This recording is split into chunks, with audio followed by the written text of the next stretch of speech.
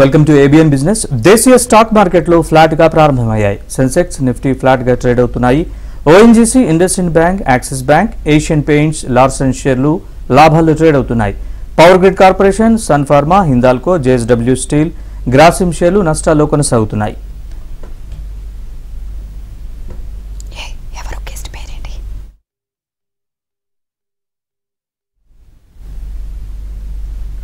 ఈ రోజు మార్కెట్స్ పై వారి విశ్లేషణ తెలియజేసేందుకు బిజినెస్ అనలిస్ట్ రామ్ ప్రకాష్ గారు లైవ్ లో సిద్ధంగా ఉన్నారు. Good morning sir. Good morning అండి. సార్, ఈ వీక్ అంతా మార్కెట్స్ కాస్త ఒడిదుడుగుల మధ్య ఉన్నట్లుగా తెలుస్తుంది. ఈ రోజు కూడా ఫ్లాట్ గానే కనిపిస్తున్నాయి మార్కెట్స్. ఓవరాల్ గా మార్కెట్స్ పై మీ విశ్లేషణ ఏంటి సార్? ఇంతకుముందు మీరు చెప్పినట్టుగా ఫ్లాట్ గానే ఓపెన్ అయిందండి. So trend is going to be mixed. కొంచెం రేంజ్ బౌండ్ ఉండే అవకాశం ఉంది. ఒకటి, ఏషియన్ మార్కెట్స్ కూడా కొంచెం మిక్స్డ్ గానే ఉన్నాయి. నిన్న యుఎస్ ఫెడ్ హాకిష్ కమెంట్స్, అంటే ఏదైతే యుఎస్ ఫెడ్ మినిట్స్ ఉన్నాయో దాని మీద కొంచెం హాకిష్ కమెంట్స్ వచ్చేసరికి I think US also is slightly mixed ట్రెండే కనపడుతుంది. బట్ అదర్వైజ్ ఇంకొక ట్రెండ్ ఏంటంటే వొలటిలిటీ ఇండెక్స్ ఒక నంబర్ తీసుకుంటే మాత్రం 21.47 కొంచెం తగ్గింది. But I think it should fall to range of 15 to 16 మధ్యలోకి వస్తే I think it should be really good.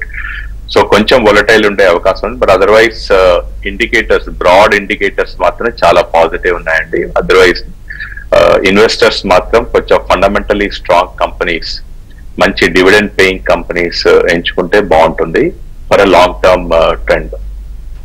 Sir, అంతర్జాతీయ మార్కెట్ల ప్రభావం ఏ విధంగా ఉంది సార్?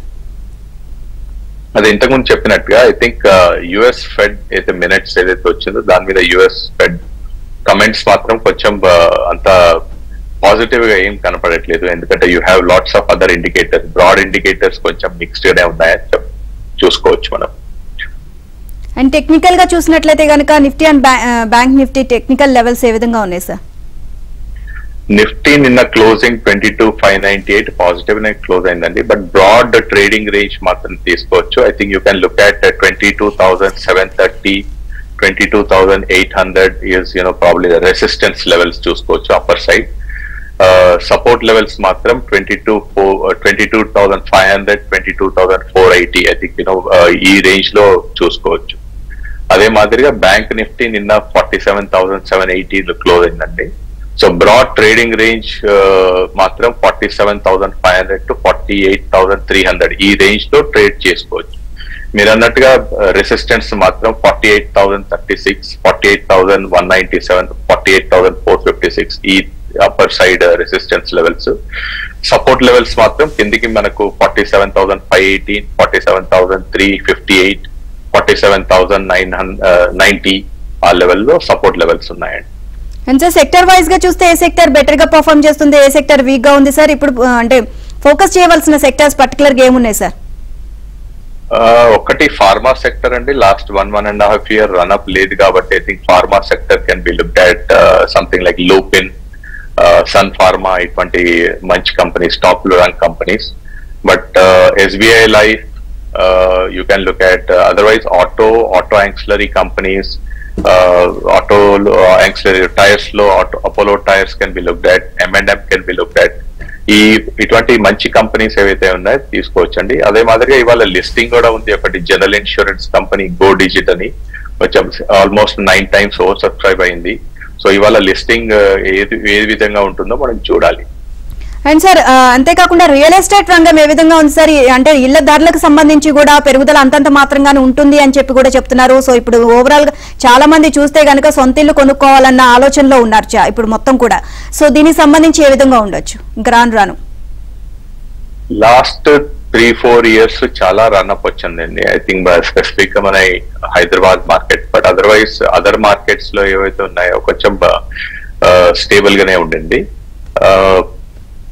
కొత్త ఇన్వెస్టర్స్, కొత్త ఎవరైతే ఫ్లాట్స్ కానివ్వండి, ఇళ్ల స్థలాలు కొనుక్కోవాలనుకున్నారో I think it's a good time. అంటే కొంచెం జాగ్రత్తగా అన్ని విషయాలు, అన్ని కోణాల నుండి ఆలోచించి తీసుకుంటే బాగానే ఉంటుంది. ఐ థింక్ ఇప్పుడు రేరా ఉంది కాబట్టి కొంచెం జాగ్రత్తనే ఉంటాయి, లీగల్ ఇష్యూస్ లేకుండా. బట్ అదర్వైజ్ ప్రైస్ రేంజ్ బట్టి ఐ థింక్ అప్రిసియేషన్ కాకుండా, ఇన్వెస్ట్మెంట్ కాకుండా ఐ థింక్ మీరు అన్నట్టుగా కొత్త వాళ్ళు ఎవరైతే కొనదలుచుకున్నారో ఇట్స్ అ గుడ్ పాయింట్. ఎందుకంటే I think you have other factors ఏవైతే సిమెంట్ కానివ్వండి, స్టీల్ కానివ్వండి, తర్వాత మీ అదర్ ట్యాక్సెస్ కానివ్వండి పెరుగుతున్నాయి. గవర్నమెంట్ కూడా కొంచెం I think threshold registration levels పెరుగుతున్నాయి కాబట్టి ఐ థింక్ ఇట్స్ పాజిటివ్ గానే ఉండబోతుంది next 2-3 years. So you can make an entry, staggered entry చేసుకోవచ్చు.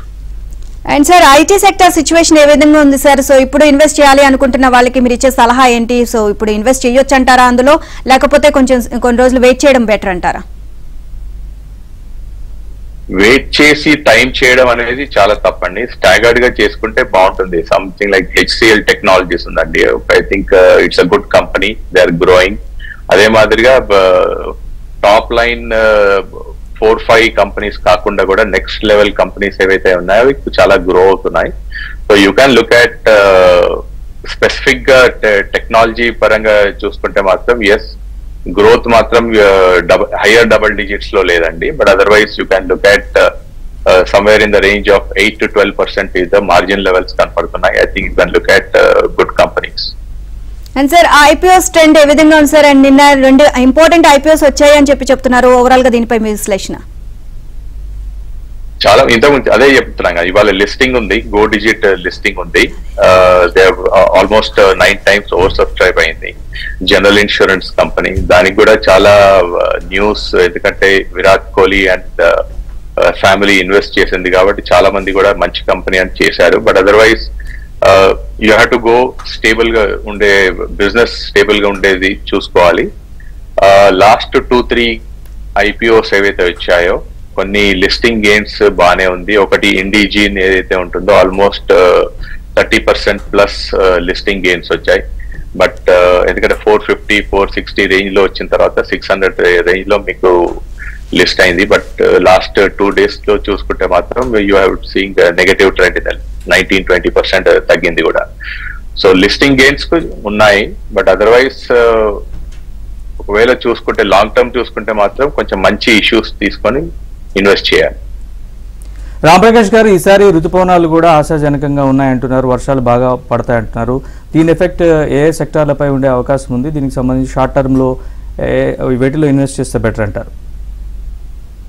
కెమికల్ స్టాక్స్, తర్వాత అగ్రి స్టాక్స్, తర్వాత ట్రాక్టర్ కంపెనీస్ ఏవైతే ఉంటాయో I think you can look at these companies అండి. మహీంద్రా ట్రాక్టర్స్ కానివ్వండి, కుబోటో స్టాక్స్ ఇవైతే ఉన్నాయి, ఎప్పుడైనా కూడా కొంచెం రన్అప్ వచ్చే అవకాశం ఉంది. అగ్రి స్టాక్స్ మీకు తెలుసు ఆల్రెడీ చాలా మంది.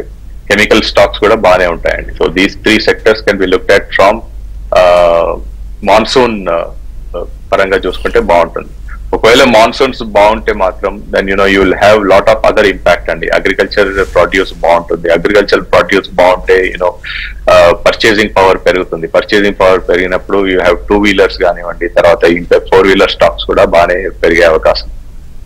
అండ్ సార్ నెక్స్ట్ వీక్ కూడా మార్కెట్స్ ఈ విధంగానే ఉండొచ్చు అంటారా? ఇంకా బెటర్ గా పుంజుకోవచ్చు అంటారా?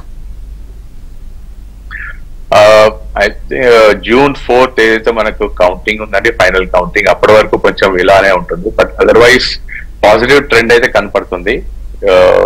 India already 5 trillion market cap ఏదైతే ఉందో రీచ్ అయింది. So almost 3rd largest economy in terms of market cap అంటున్నారు. సో అందరూ కూడా ఇండియా వైపే చూస్తున్నారు, పాజిటివ్ గా చూస్తున్నారు. సో ట్రెండ్ మాత్రం పాజిటివ్ ఉందండి. So wait and watch. But sincere advice is to look at diversified portfolios, different asset classes. Debt కూడా చూడండి, ఎందుకంటే కొన్ని బ్యాంక్స్ ఆల్రెడీ ఇంట్రెస్ట్ రేట్స్ పెంచాయి. గోల్డ్ కూడా మీకు పెరిగే అవకాశం ఉంది, ఎందుకంటే మోస్ట్ ఆఫ్ ద కంట్రీస్ ఏవైతే ఉన్నాయో లార్జ్ కంట్రీస్ కూడా గోల్డ్ అక్యుములేట్ చేస్తున్నాయి. చైనా ఇది అక్యుములేటెడ్ గోల్డ్, ఇండియా ఇది ఆల్సో గోల్డ్ రిజర్వ్స్ ఏదైతే పెంచుతున్నారో దాంతో పాటు గోల్డ్ కూడా పెరిగే ఛాన్స్ ఉంది. సో గోల్డ్, సిల్వర్, సో ఇటువంటి కమోడిటీస్ ఏవైతే ఉన్నాయో you should look at positively. అందుకోసమే కొన్ని మ్యూచువల్ ఫండ్స్ కూడా మల్టీ అసెట్ ఫండ్స్ అని ఉన్నాయి. సో డైరెక్ట్ కాకుండా మల్టీ అసెట్ ఫండ్స్ ద్వారా ఈ లార్జ్ పోర్ట్ఫోలియోస్, డైవర్సిఫైడ్ పోర్ట్ఫోలియోస్ ఎంచుకొని ఎక్స్పోజర్ తీసుకుంటే బాగుంటుంది.